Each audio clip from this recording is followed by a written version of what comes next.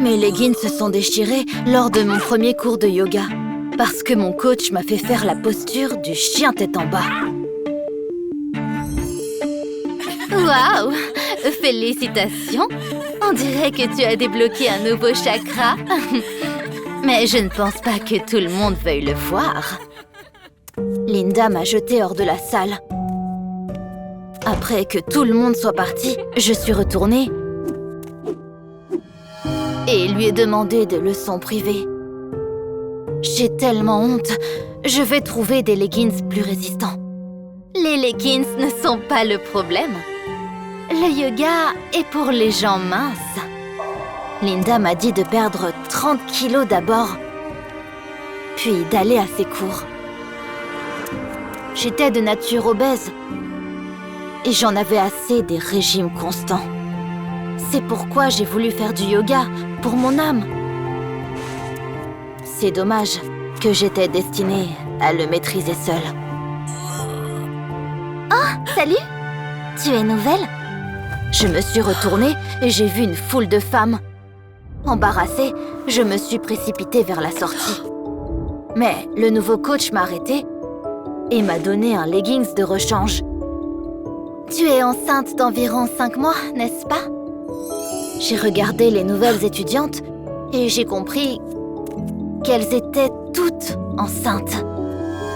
Leurs regards gentils et amicaux m'ont conquise et j'ai décidé de jouer le jeu. Oui, 5 mois. Bienvenue. Habille-toi et commençons. Je n'étais pas intimidée par mon poids dans ce groupe. Alors, je me suis tout de suite sentie libre et j'ai maîtrisé une posture après l'autre. À un moment donné, j'ai même oublié mon surpoids. Je n'avais jamais rencontré une élève aussi douée. Après l'accouchement, tu pourrais devenir coach de yoga. J'avais honte d'avoir dû mentir sur ma grossesse, mais je n'osais pas l'avouer. Après tout, on n'est pas seulement devenus des coéquipières de yoga, mais aussi des amis avec qui on peut prendre un café après le cours. J'ai dû trouver un sexe et un nom pour mon bébé imaginaire. Et même télécharger une photo d'échographie sur Internet. Cependant, Nancy a fait une annonce choquante. Le prochain cours, ce sera en binôme. J'ai commencé à chercher un faux mari. Mais j'ai compris que j'étais allée trop loin. J'ai décidé de sécher les cours et faire semblant d'être malade.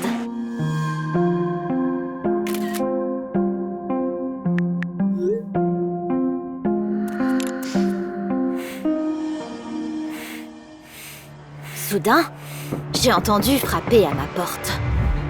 Becca, ouvre! Je t'ai apporté du bouillon de poulet.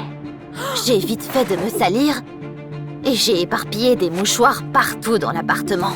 Je suis désolée, je ne veux pas t'infecter. Mais Nancy a tout compris. Quelle idiote je suis! Tu n'as jamais parlé du père de ton bébé.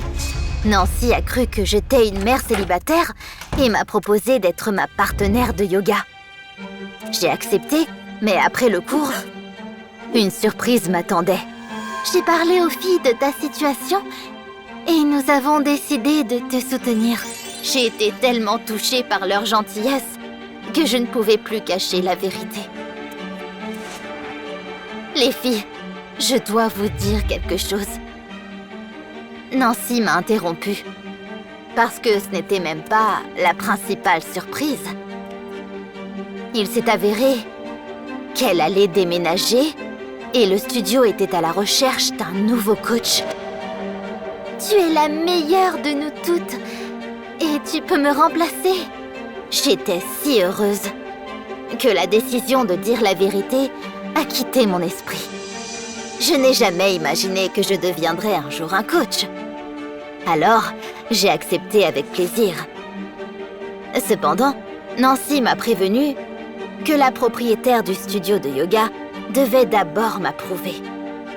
j'ai sérieusement préparé mon premier cours en tant que coach de yoga.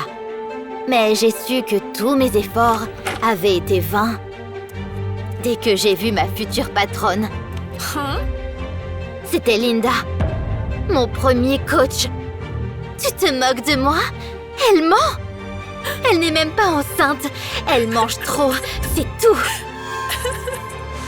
J'ai ramassé mes affaires tout en sentant ses regards désapprobateurs. Et je me suis dirigée vers la sortie. À ma grande surprise, tout le monde a commencé à me suivre. Oui, tu nous as menti.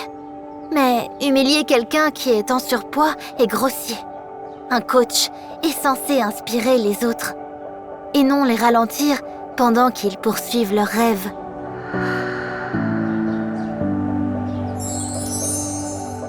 Nancy m'a aidée à louer un gymnase où j'ai commencé à enseigner le yoga. Et j'ai eu tellement de succès que, finalement, les clients de Linda ont commencé à venir me voir. Ce qui l'a obligée à chercher un travail dans mon studio.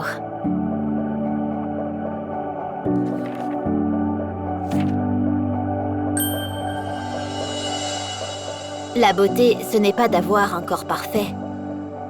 Il s'agit d'avoir un bon cœur et une belle âme. J'ai commencé à suivre des cours de méditation de l'utérus pour trouver un mari. La coach de féminité m'a dit de me détendre, de prendre une profonde respiration et de libérer mon énergie naturelle. Vous la sentez?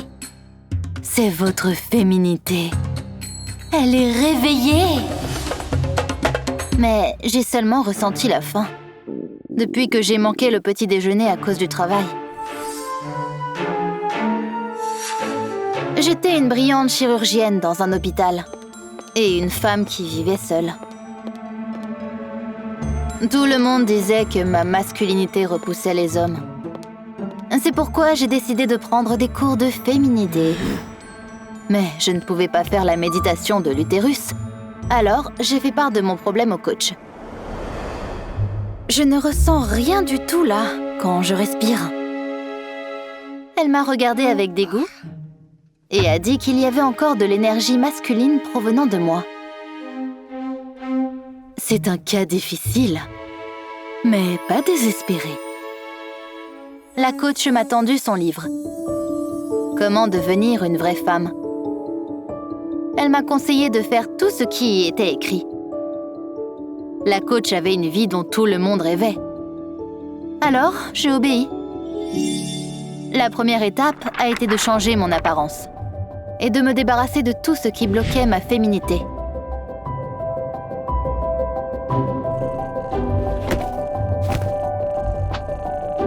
J'ai donc mis des talons et une jupe pour devenir plus sexy. Je me suis fait poser des extensions de cheveux parce que c'était le symbole de féminité. Et je ne me reconnaissais même pas dans le miroir. C'est bon. C'est pour le bien d'un futur heureux. L'étape suivante était la plus intéressante. Trouver un mari. Selon le livre, ils étaient censés être attirés par une vraie femme. J'ai attendu docilement mon futur mari dans un restaurant. Et soudain, ça a marché. Un inconnu m'a offert un cocktail et s'est assis à ma table.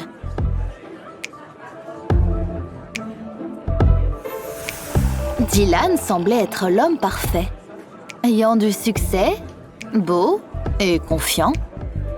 Mais plus je lui parlais, plus il semblait étrange.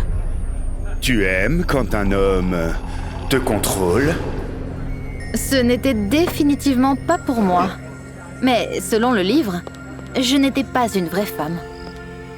Donc, j'ai cherché dans le livre du coach des conseils sur comment réagir face à Dylan. Là, j'ai lu « Une femme doit partager les intérêts d'un homme et être heureuse quand il est heureux. » Pour le reste de la soirée, j'ai été d'accord avec Dylan sur tout. À ma grande surprise, le rendez-vous s'est bien passé. Dylan m'a même donné un premier cadeau, un collier inhabituel. Je voudrais renouveler notre rendez-vous. Qu'en dis-tu? Bien sûr, j'étais d'accord. Il me semblait que le truc de la féminité avait marché et que j'avais enfin rencontré le bon. Mais j'avais tort. 1 mois après le début de ma relation avec Dylan, il m'a invité chez lui. Au début, tout était très romantique. Mais après quelques verres de vin, le comportement de Dylan a changé. J'ai un autre cadeau pour toi. Un qui va avec le collier. Dylan m'a tendu la boîte et il y avait une laisse à l'intérieur qui était censée être attachée à mon collier. Je voulais jeter le cadeau. Mais je me suis souvenue des mots du livre et j'ai décidé d'être polie et de le remercier. Et ce n'est pas tout, chérie. Dylan a pris ma main et m'a conduit dans une salle spéciale. Quand la porte s'est ouverte, j'ai été choquée. C'était une salle de torture. Et je ne pouvais plus prétendre que j'étais d'accord avec ça. Oh, je ne veux pas faire ça. Mais Dylan a insisté. Ne me brise pas le cœur, chérie. Il m'a fait peur. Alors j'ai prudemment demandé à aller aux toilettes. Dès que j'ai été seule, j'ai pris le livre du coach et j'ai commencé à chercher des conseils sur ce qu'il fallait faire. Cependant, il n'y avait rien sur un homme qui s'est avéré être un pervers. J'ai décidé d'appeler ma coach et de tout lui raconter. Mais sa réponse m'a stupéfaite. Fais juste ce qu'il veut. Mais je ne veux pas. Dans une relation, on doit souvent faire des choses qu'on ne veut pas faire. Soudain, j'ai réalisé que la famille parfaite du coach n'était qu'une façade. J'ai toléré les aventures de mon mari pendant des années. Mais c'est mieux que d'être seule. J'ai regardé de nouveau la couverture du livre. Une vraie femme devrait donc constamment supporter tout ce qui lui arrivait ? D'abord des talons inconfortables, puis des abus et des trahisons. Tout ça pour ne pas être seule. Et la conversation fut interrompue par la voix de Dylan. Dépêche-toi, chérie. Tous mes jouets t'attendent. Oui, je rêvais d'avoir un mari et une famille. Mais je rêvais aussi d'être heureuse. Alors, j'ai enlevé mes talons, lavé mon maquillage, et je suis redevenue moi-même. Chérie, j'arrive! J'ai trouvé une trousse de secours dans la salle de bain.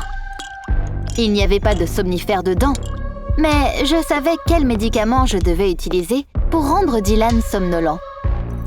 Je l'ai ajouté à sa boisson, et il n'a pas fallu longtemps pour qu'il s'endorme. Je me suis sauvée et j'ai appris une leçon importante. Ne plus jamais essayer d'être quelqu'un d'autre. Je me suis acceptée et j'ai accepté ma féminité telle qu'elle était. Et dès que c'est arrivé, j'ai trouvé un mari. N'oubliez pas, les vraies femmes ne sont pas parfaites et les femmes parfaites ne sont pas vraies.